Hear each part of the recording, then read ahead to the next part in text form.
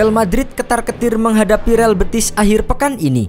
Bukan hanya karena Antony kembali, tetapi juga karena statistik mengejutkan yang bisa membuat Los Blancos kesulitan. Apa yang sebenarnya terjadi dan mengapa kartu merah Antony dibatalkan? Simak ulasan selengkapnya hanya di Cerita Bola. Real Madrid mendapatkan kabar yang kurang menyenangkan menjelang laga penting mereka melawan Real Betis akhir pekan ini. Sang juara bertahan harus menghadapi ancaman tambahan setelah komite kompetisi La Liga membatalkan kartu merah yang sebelumnya diberikan kepada winger Real Betis Anthony Santos.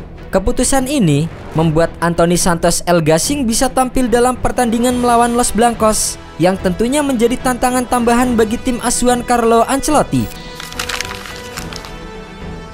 Antony sendiri mendapatkan kartu merah dalam laga sebelumnya melawan Getafe. Dalam pertandingan tersebut, ia dinilai melakukan tackle berbahaya terhadap Juan Iglesias. Meskipun tidak ada kontak yang berarti antara keduanya, wasit tetap mengganjarnya dengan kartu merah karena menganggap aksinya sebagai tackle dari belakang dengan kekuatan berlebih. Laporan wasit menyebut bahwa Antony melakukan pelanggaran tanpa peluang merebut bola. Hal itulah yang membuatnya mendapatkan sanksi larangan bermain. Namun, pihak Real Betis menilai bahwa keputusan itu tidak adil dan segera mengajukan banding kepada komite kompetisi La Liga. Mereka mengklaim bahwa Antony sama sekali tidak berniat mencederai lawan dan tetap berusaha merebut bola secara sah. Selain itu, mereka juga menyoroti adanya kesalahan dalam laporan wasit terkait kejadian tersebut. Setelah meninjau kembali rekaman pertandingan, komite kompetisi akhirnya setuju dengan argumen yang diajukan oleh Real Betis dan memutuskan untuk membatalkan kartu merah tersebut. Keputusan ini memastikan Antony bisa turun dalam laga penting melawan Real Madrid di Stadion Benito Villamarin. Keputusan pembatalan kartu merah Antony menimbulkan berbagai reaksi, terutama dari kubu Real Madrid. Los Blancos merasa ada ketidakadilan dalam keputusan ini, mengingat mereka sebelumnya juga mengajukan banding terhadap kartu merah yang diterima oleh Jude Bellingham. Akan tetapi, permohonan mereka kemudian ditolak. Perbedaan perlakuan ini menambah rasa frustasi di kalangan pemain, staf pelatih dan pendukung Madrid yang merasa bahwa keputusan wasit dan komite kompetisi tidak konsisten dan cenderung menguntungkan pihak tertentu. Beberapa pengamat sepak bola dan mantan pemain juga ikut mengomentari keputusan ini. Ada yang menyebut bahwa komite kompetisi terpengaruh oleh tekanan dari pihak tertentu, mengingat Antony adalah salah satu pemain penting bagi Real Betis yang sedang bersaing di papan atas. Sementara itu, ada juga yang menilai bahwa keputusan ini sejalan dengan prinsip keadilan, mengingat pelanggaran yang dilakukan Antony dinilai tidak cukup keras untuk mendapatkan kartu merah langsung. Di sisi lain, bagi Real Betis, keputusan ini menjadi kabar baik yang bisa meningkatkan moral tim menjelang pertandingan krusial melawan Real Madrid. Antony telah menjadi salah satu pemain kunci bagi tim asuhan Manuel Pellegrini sejak bergabung dari Manchester United dengan status pinjaman pada Januari 2025. Dalam 6 pertandingan yang dilakoni, ia berhasil mencetak 3 gol dan memberikan 2 assist, menjadikannya ancaman serius bagi lini pertahanan lawan. Kehadirannya di lapangan juga memberikan variasi serangan yang lebih luas bagi Real Betis yang kini semakin percaya diri menghadapi Los Blancos di kandang mereka sendiri. Selain itu, keputusan ini juga menimbulkan reaksi dari media Spanyol yang menyoroti inkonsistensi dalam pengambilan keputusan wasit di La Liga musim ini.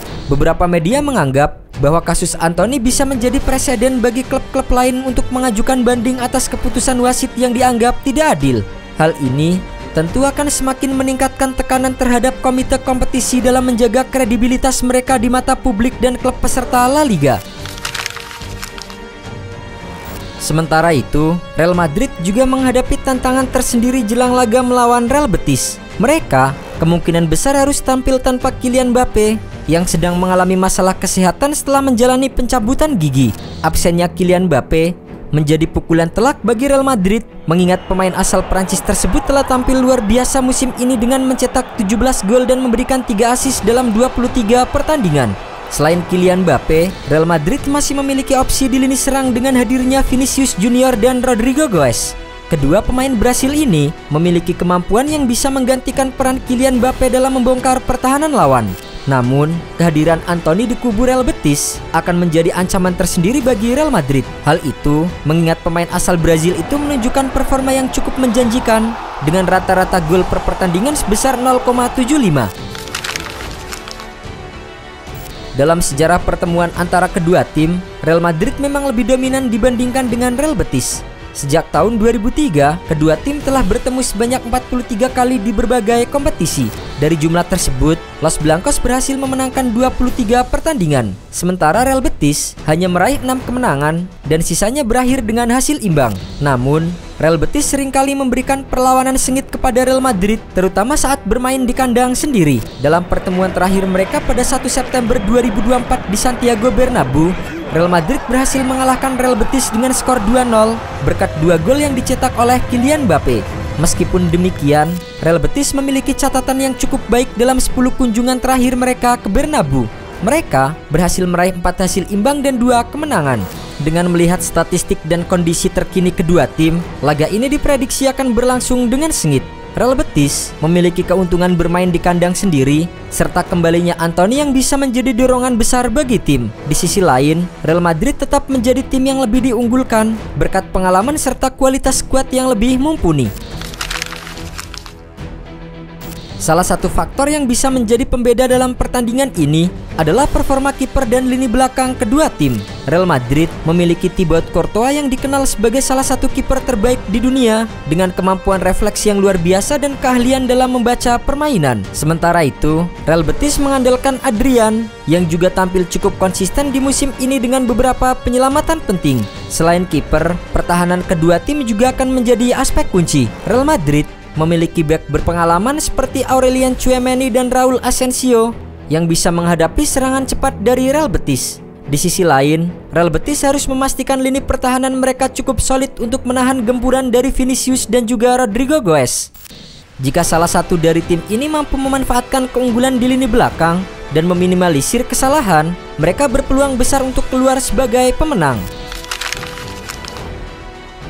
Keputusan komite kompetisi untuk membatalkan kartu merah Antony semakin memperlihatkan ketatnya persaingan di La Liga musim ini. Kontroversi mengenai keputusan wasit dan inkonsistensi dalam pemberian hukuman menjadi isu yang terus diperdebatkan, terutama oleh tim-tim yang merasa dirugikan seperti Real Madrid. Bagi Real Betis, kehadiran Antony di laga melawan Real Madrid menjadi keuntungan besar yang bisa dimanfaatkan untuk menekan lawan. Namun, Madrid tetap memiliki kualitas yang lebih baik secara keseluruhan, meskipun mereka harus menghadapi beberapa kendala seperti absennya Kylian Mbappe. Dengan segala dinamika yang ada, laga antara Real Betis dan Real Madrid dipastikan akan menjadi salah satu pertandingan yang paling menarik di La Liga pekan ini. Semua mata akan tertuju pada bagaimana kedua tim menghadapi tantangan masing-masing dan apakah Antony bisa menjadi faktor pembeda dalam duel sengit ini.